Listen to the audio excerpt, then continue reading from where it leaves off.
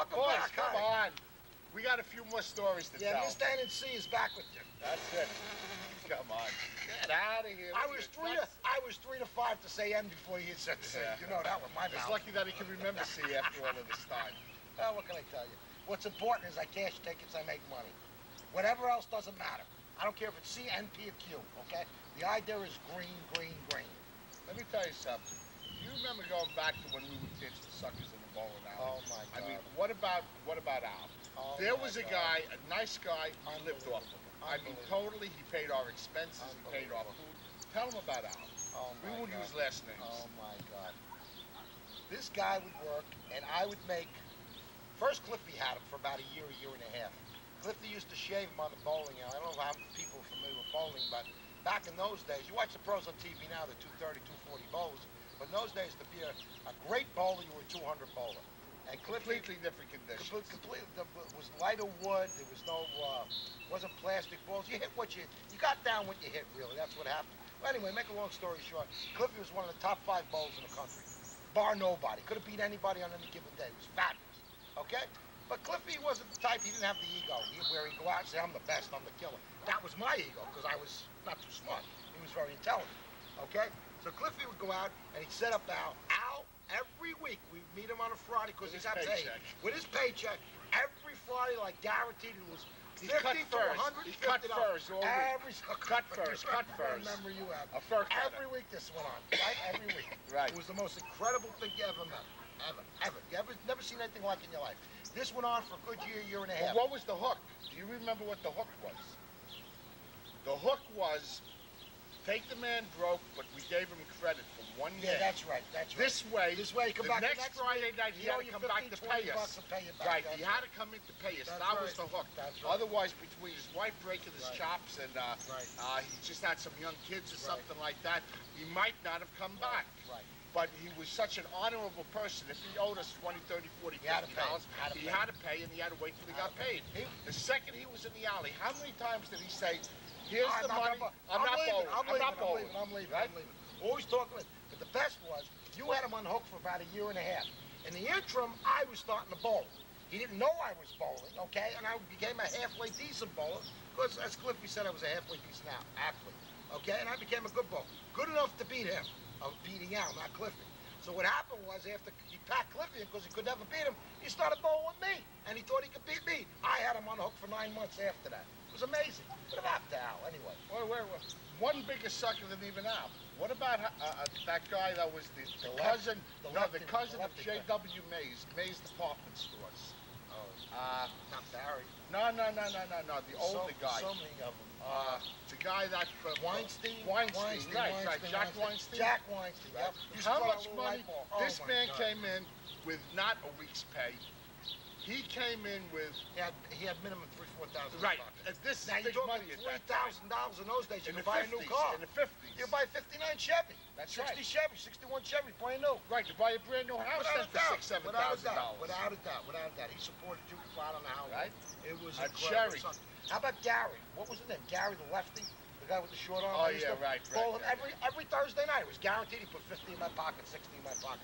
Suckers born every single day. My problem was that I had too much of an ego. His problem was he was intelligent. There's a difference. He was the type that could take somebody and wait a year to set this person up, literally a year, and never show how good he was. Me was, I had to just go out there and be in action because I was an absolute lunatic. He had to bowl constantly. He could bowl all night long. He could start 7 o'clock at night. It could be a Friday night at 7 o'clock. Yeah, but we both Friday nights, we took all the money down. Okay, wait. I want to show you a true sickness, a true demented personality. Okay. We're bowling all night long. We're taking the house, we're doing this, we're bowling for 50 a game, we're bowling for 100 a game, we're bowling for 300 a game. Now, it's 9, 10 o'clock in the morning. We're already bowling 10 hours, 12 hours, 14 hours. We're exhausted, we made money, our pockets are full. The kids are coming in. The kids that bowl in the little leagues on Saturday morning. He stays there and he's bowling them for $1 a game. $1 a game just not to go home. But I had to get better. I had to be as good as you are. You don't understand. But you just bowled for 14 But it don't hours. matter. I had to get You're better. a sick person. There's no doubt, but I had to get better than you, which I never did, because you had to get married. The only way he ever lost, the only way he ever left anything a winner is if they closed it down. Because he would not leave until he went broke. He could win for 12, 14 hours straight. But anybody's going to catch a bad hour. You know, He'll catch one bad hour and go broke. But you know, when the track, the only thank place God, it was great in the days they only had 9 races, and it was great after the Super Bowl, because they couldn't bet anymore. So you're 100% right. There's no point. But I'll tell you, when I say sick, the sickest in the business, there is absolutely no way, no human being, because never, and everybody I've ever known, I'm sick. You never left any place Wait. unless you were broke or they closed down. Did you ever just leave a winner? No, I agree with you. They had to close down, right? I agree with you. Right? But listen to what you did. At this time, he was one of the top 3 bowlers in the country. Could beat anybody. Anybody. Making nothing but money. You know what he does? The night before he gets married, we go to a place called Leader Lanes in Brooklyn. We take on Allen Avenue. We take on 6 individual double matches, wipe the whole alley out. We must have won $14,000 that night. Now, mind you, $14,000 cash, tax-free money in 1962. No, this was 66. No, was it? Oh, yeah, you're right, 66. 66. What are you contradicting? What's the difference? Give a couple of years here or there. Anyway, $14,000 or $18,000. I don't even remember. I'll tell you the truth. It was a lot of money. This man says, after we beat everybody, 4 o'clock in the morning, I'm done, I quit, throws his ball down the street, and you know what he does the next morning? Isn't it? He gets married. He gets married. One of the best to ever pick up a bowling ball, he gets married. Ruined his life, and he ruined my life, because I was just getting good. Now I'm standing there. I got money in my pocketbook. What am I going to do the rest of my life? My best friend left me. He walked away and left me crippled. You look like the poor soul. I think back. But I'm the loser. Let me tell you something. I ruined the both of our lives. By you walking away then, cost you a career. God only knows you would have been one of the best that ever played the game. Because you were just getting really great at the right time. Bowling took off. Well, look at the guys that went on to become big-name pros right out of our own backyard. Go on, talk about them. Johnny Petraglia. You beat him, go on. Mark Roth. You beat him, go on. Mark was a little younger than me. Johnny was just about my age. How about Lamagetto? You kicked the shit out of him. You kicked the shit out of all of them. But not you. I got to get married. So you got married. Good job. Proud of you. I tell you, I was a fool, wasn't I? I really was. So before you start giving me heat, tell me what a fool I am. Take a good look in the mirror, pal. No, that was I rest my case. And plus, on top of it, what I did was, look, I knew that bowling and marriage could never mix, because bowling is all night long, throughout the whole weekend. You were whipped. Leave me alone. You were whipped. Yeah, but I made the decision. It's not that I was whipped. Oh, you were whipped. I made a stupid decision. I made the worst friggin' decision of my life. So for 7 years, you drove a cab for $300 a week. You were betting $1,000 a game of bowling. I mean, where's the sense to that? I know. What kind of a woman would you marry, and how could you even make a decision like that? What would we have done? What would we have done if I never got married? Do you realize something? What would we have done? We would have been unbelievable. But seriously, do you know, really on a serious note, do you realize something? Look at the camera. Do you realize something? You're in show business now. Look at the camera. Forget show business for a second. Okay. Do you realize something? And really and truly, for 1 year straight, if we average 2 matches a week, that's 104 matches for the year. We never lost a doubles match. What does that tell you? Yeah. We never lost a doubles match and cleaned out maybe 8 bowling alleys. And no one knew how good I was getting. That's you understand that? No one knew. Quantity. Right. You were the person why I could get the good doubles match. Thank you. Thank you. This man went from all kidding aside. This is something that don't happen. You know, I'm not looking for praise. I'm trying to. This man went from. You set them up, though. See, that's where the praise is. A 130 average, which in bowling is nothing. But he was a great athlete, and he never bowled before. So 130s, I mean, what do you expect from somebody? Yet when he was shooting 130s, he's such a gambling addict, he still wanted to bowl everybody. So he was like the sucker. Meanwhile, within nine months to a year, this guy all of a sudden, and nobody would believe it, how can you go from 130 to like a 200 average? The man was becoming a maniac, just like he was in any sport, whether it be ping pong, whether it be tennis, whether it be baseball. The man became a truly good bowler. For the next 2 or 3 years, and he loved it. He loved the action because this is head to head. But no one knew. But no one knew this. Could I talk? No. Really. You were the one Could you ever learn to keep your mouth shut? You were the one who set this up. Holy shit! You were the one who set these up. We used to go to bowling. Oh, here's Cliff. He's a hell of a bowler. Mr. C's out. Who's this guy, Mr. Dan? He's a piece of. Sure, we're bowling doubles. We had it made for 3 years. Right. As a matter of fact, when I'd go in and say, well, I'm bowling with Dougie, he's my partner, they lined up. You could hear them. He's bowling with Dougie. Who's Dougie?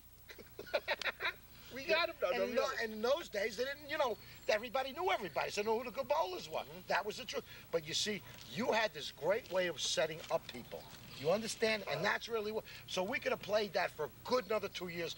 And I could certainly made a few $100,000. I hate to say it, people. You suckers. You all are. Unbelievable. No, really. Unbelievable. You are a sucker. I made money off of you, and you, and you. Remember the night you walked to the, like you. Remember the night you went to the bowling alley, 25 cents in your pocket? Yeah. How much did you walk out with? No, you're wrong. How much, 15 cents? I went there with nothing in my pocket. Okay. I went there with nothing, and this is a true story. Lost that week, whatever, because no matter how good you are, no matter what, you lose. Everybody loses sometimes. I don't know if you lost that week. You gave the money to your future wife every time you made. Okay, I walked in PS, not one penny in my pocket. They had a bumper pool table there in the corner. That's right. You know, one of these small bumper pool tables? There's a quarter on the floor. Now, who cares about a quarter? But there was somebody else that went to bend down to pick it up. I knew it wasn't there. So I'm kidding around. I said, that's my quarter. He goes, it's mine. I said, no, it's mine. What happens? We pick who's going to win the bumper pool. Two guys were playing each other.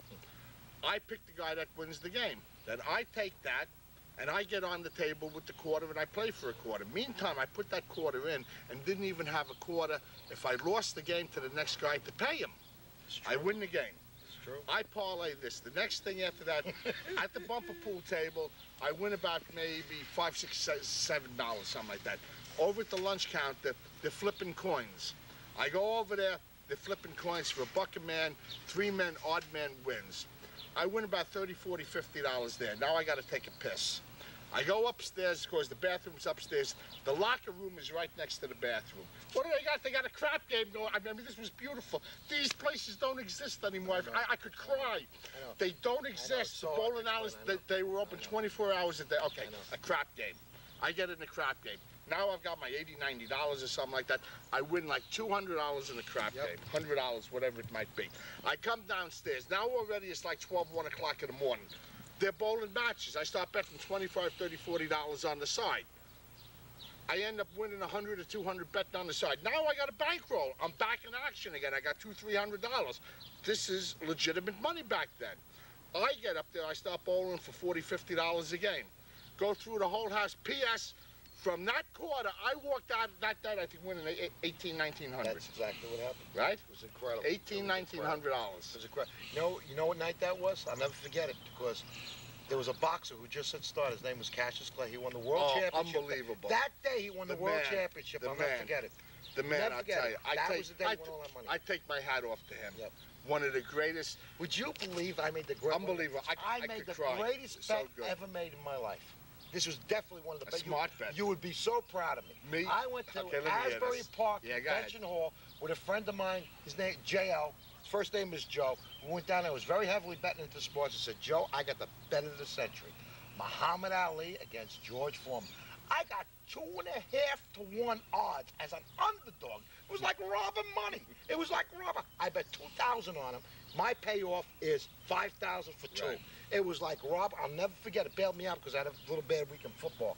I'll never forget as long as we're down there. And Joe had bet a few dollars, and he's a very meek bettor. He bets $100. He shits in his pants. I mean, that's the type of guy. So anyway, it's like the 3rd, 4th round. He's pounding him, and Ali's throwing like this. I said, Joey, he's got him in the bag. This guy is so smart that this big dinosaur is going to blow himself out. Sure enough, the 7th round, he couldn't even pick up his arms. Ali hit him 5 times. The guy was out like a light. But it was like, I got such a rush, the exhilaration of it, okay, that I could be so damn right. But you know what happens then? Sure enough, comes in that weekend or whatever, I got to bet sports, I go to the track. Now I conquered everything. Bullshit. The point is, I did something right. You have to constantly do things right. That's patience. You understand? Patience, you don't know patience. I didn't have it then. Wait a second. Hold on. Wait. Am I still sick? What are you telling these people? I'm a loser now. Let me ask you one thing. You're a loser, Let me ask you one thing. Yeah, what? When you were a kid growing up in Brooklyn, how rich were your parents? Very wealthy. Very wealthy, right? Yeah. Okay. They became so well-to-do that Brooklyn wasn't good enough for them, right? That's correct. Where'd they have to move? They moved to Watchung, New Jersey. Watchung, New Jersey. And they Olympic-sized swimming pool. They had a 60 beautiful home. They had a 60-foot pool in the house. Right. Let me ask you something. How old were you then? In fact, they shot movies at my house. How old were you then? 16, 15? When they moved out here, I was about 15. Okay. There was no action out here, was there? No. Where were you? Did you come out and live in that palatial estate? No. I used to play stickball for money, cards for money.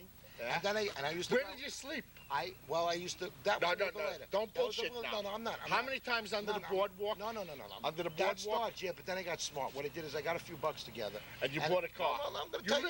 Yeah, you but lived in that the was car a little telling bit later. people. I'm not talking to 15 or 16. Okay. I'm going to tell you what happened. I was going out with that girl, Sheila, all those years. Okay, so How she ever put up with you, I'll never know. Screw her. It's the best she ever had. Anyway, I had a few bucks. She had a few bucks I'd taken from her. And I worked in the supermarket across the street from Avenue P Park, delivering food, ripped the customers off, okay? I made a few dollars, put it in my pocket. I got an apartment. It was like a one big bedroom apartment in the basement. It was only $4 a month. But then I started running card games, and I was cutting the card games, cheating like a son of a gun. I ripped their teeth out. Oh, you had a reputation. Oh, I cheated. Well, that's when Herbie Colcock. Yeah, but at one time, right, they wanted to kill you. Yeah, I wanted to kill him. But you know what? He hit me. I didn't go down. I took the tail. I threw it all. They all took off. Herbie was a monster. Oh, yeah.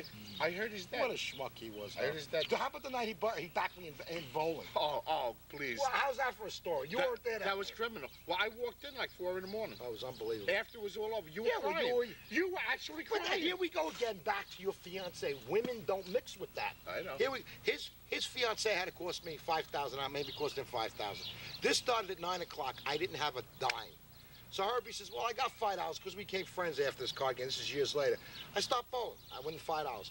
Make a long story short, I went through 1, 2, 3, 4, I'd say roughly 6 matches. I bowled for 8 hours straight. I did not lose a game. Minimum was winning on me $15,000 to $20,000. At the end of the night, he comes walking, and Herbie told me he won $40. $40, bet $5. I want to shoot the son of a bitch. I'll never forget it as long as I live. You cried. Well, what would you do? You actually cried. What would you do? I was now, so Herbie, ferocious. I was so ferocious that night. I such a hook, my ball went through the 3-10 split. Remember that? It was incredible. No one could have beat me that. Even you couldn't have beat me that night. I don't care who it was. Voice, what's happening? What do you think? I'm just taking it all in here. No, you are. Are you enjoying it? I'm trying to siphon through what's real and what's It's all real, pal. Let me tell you You something. mean it's not like fish stories? No, there are no fish stories. This is another Mr. N. Let me tell you something, Mr. N out there, okay? That's the voice. Camera. And remember what I'm telling you, Mr. Voice, okay? You couldn't dream up these stories as quick as I am and spontaneously. Think about it. There's no way. This is unrehearsed, unscripted. No one told me anything. This come out of my head because it's all factual, everything I'm telling you. And that's only a few of our stories. As the segments go on, I'll give you another 20 of them. You wouldn't believe half the stories.